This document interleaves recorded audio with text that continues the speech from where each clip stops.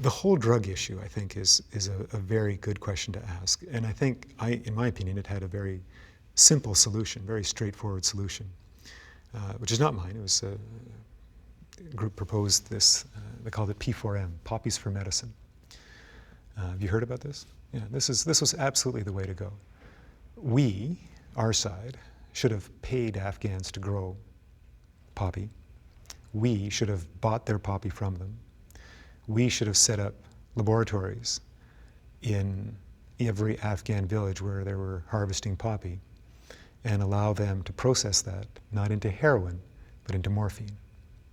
And then we should have bought that morphine from the labs, and then we should have given that to the developing world as just a donation to their healthcare system. The reality is that sub-Saharan Africa uses 0.1% of the medical morphine that North Americans and Europeans do. It's not because they're tough. It's because suffering there in the medical system is on a biblical scale that Canadians couldn't begin to understand, because there is no pain medicine.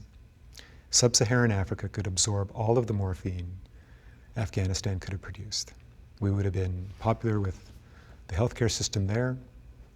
It would have been distributed in a way that would have made it difficult, not impossible obviously, but difficult to abuse. And in the meantime, we would have allied Afghan farmers, Afghan villagers, and even Afghan run-of-the-mill people who don't have a job. We would have allied them to us through the tightest bonds possible, the bonds of economic self-interest. And instead, because of a version of morality mostly imposed by the United States, we had to fight the drug culture there, which I think was a colossal mistake in terms of geopolitics and strategy. I'm, in my mind, re-editing my series to find a way to use that clip. I've read about that a lot years ago. Actually, I don't think I've ever asked many people about it, although a number of people. There's Colonel Schreiber and out west, who's a PPC. He's now. Do you know of him? Yeah. He's a terrific guy. I mean, an impressive guy. And he said they should have legalized it and just not done it. But your answer is more precise. And actually, I asked General Fraser this morning that, and he said, yeah, that would have been a good idea. He doubted that the pharmaceutical companies would have.